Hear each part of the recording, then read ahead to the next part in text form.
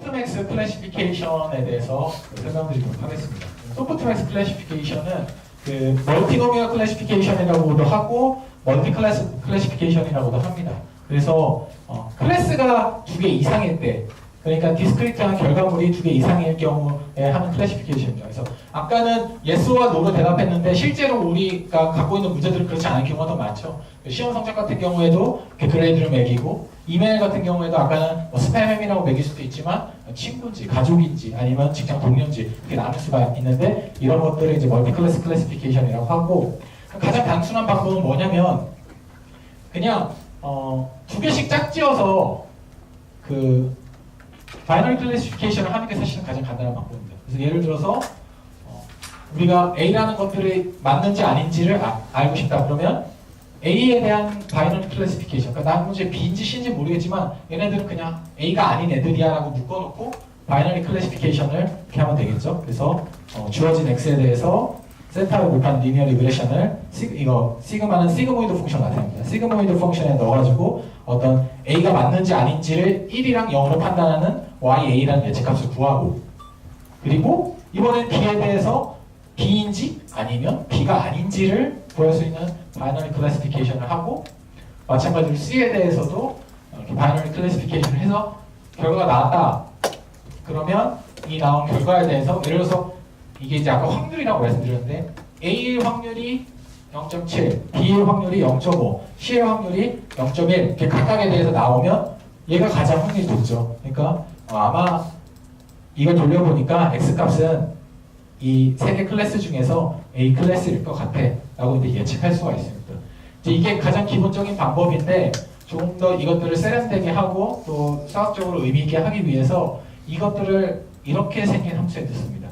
이렇게 생긴 함수에 넣으면 어떤 결과가 발생되냐면, 자 예를 들어서 아까는 리니어 리그레션을 해가지고 나온 값을 Z라고 했는데 그 값을 우리가 시그모이드 펑션에 넣어가지고 0에서 1값 사이로 표현을 했었죠.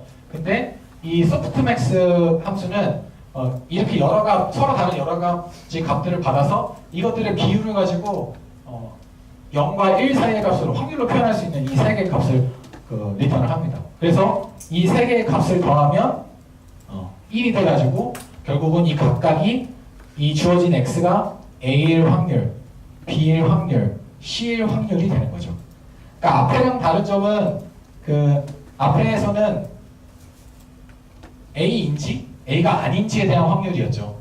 이게 B랑 C랑은 사실은 상관없고 A인지 A가 아닌지에 대한 확률이었는데, 그것들이 A, B, C 중에서 A일 확률로 바뀌는 겁니다. 이 함수를 A, B, C 중에서 B일 확률, A, B, C 중에서 C일 확률. 그럼 여기서도 마찬가지로 어쨌든 A, B, C 중에서 A일 확률이 가장 높게 나왔기 때문에 A라고 선택을 하면 되는 것이고, 그럼 출력값, 그러니까 정답값은 어떻게 선택하느냐? 우리가 이제 주어진 데이터셋이 있을 때 아까는 1, 0 있었는데 이 멀티클래스 클래시피케이션에서는 뭐 A, B, C, D, E 또는 family, worker 뭐 이런 식으로 나타나잖아요. 그럼 이것들을 어떻게 표현하냐면 원핫 인코딩이라고 해가지고 A일 경우에 100, B일 경우에 010, C일 경우에 001 이런 식으로 비교를 합니다. 그리고 요 각각 A일 확률과 요것들을 이제 각각 계산하는 식으로 이제 코스트 펑션을 정의하죠. 네, 그래서 지금 하이포테시스가 조금 바뀌었어요. 그렇죠? 하이포테시스가 주어진 입력에 대해서 리니어 리그레션을 돌린 값을 아까 처음에 바이너리 클래시피케이션에서는 시그모이드 펑션이라는 데다가 넣었었는데, 이 여러 개의 클래스가 있는 멀티 클래스 클래시피케이션에서는 소프트맥스라는 함수에 넣어가지고 이 주어진 클래스 중에서 어떤 클래스의 확률을 이제 반환하게 되고, 결과값도 1과 0이 아니라 100, 011 뭐 이런 식으로 이제 표현할 수 있도록 원한 이코딩을 했습니다. 그러면 그것에 맞게 코스트 펑션도 조금 바꿔야겠죠. 그래서 코스트 펑션은 이렇게 정의하는데 이제 이렇게 정의된 로스 펑션을 크로스 엔트로피라고 합니다. 그래서 이것도 그냥 수학적으로 어떤 수식적인 부분보다 그냥 개념적인 부분을 이해하시면, 예를 들어서 조금 ABC 문제에서 우리가 실제 알고 있는 그 결과값이 B라고 해봅시다. B라고 가정을 했는데 로스 펑션을 구해보니까 이 수식을 그냥 쭉 이게 서메이션이니까 전개하면 이런 식으로 되는데, 우리가 아까 결과값을 표현할 때 원한 인코딩을 통해서 그 클래스면 1 아닌 애들은 다 0으로 설정을 했죠. 그러면 지금 정답이 B니까 B 빼고 나머지들은 다 0이 되는 거예요.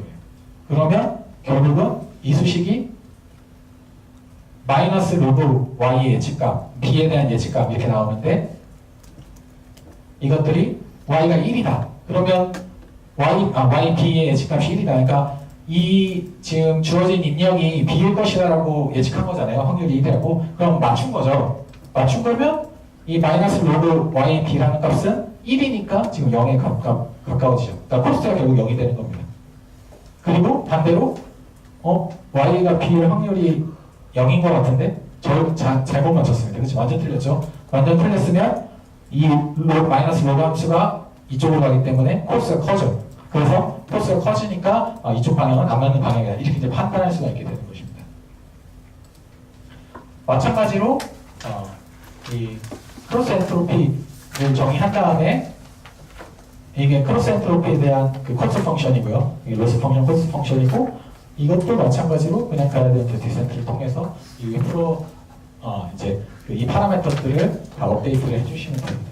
그래서 이 사실은 제가 첫 번째 시간에 간단한 예제를 통해서 리니어 리그레션을 보여드렸는데 이 뒷부분들을 이제 수식적으로 전개해 나가는 과정이 좀 더 복잡하기도 하고 여러분들이 굳이 그 부분까지 다 이렇게 필요하시면 나중에 따로 공부를 하시면 되기 때문에 이 클래스에서는 다루진 않겠습니다만 기본적으로 하이포테시스를 가정하고 우리 데이터에 잘 맞는 하이포테시스를 가정하고 그 다음에 그 하이포테시스가 실제 그러니까 우리의 가설이 우리의 데이터와 잘 맞는지를 정량적으로 나타낼 수 있는 이 코스트 펑션을 하이포테시스를 가지고 이렇게 정의를 하고 그 다음에 이렇게 정의한 코스트 펑션이 최소화가 될 수 있는 파라미터를 그라디언트 디센트로 찾으면 된다. 이거는 리니어 리그레션이나 아니면 바이너리 클래시피케이션이나 멀티노미얼 클래시피케이션이나 다 똑같이 적용된다. 실제로 뒤에 아티피셜 뉴럴 네트워크도 딥러닝도 다 이런 식으로 진행된다라는 것들을 아시면 되겠습니다.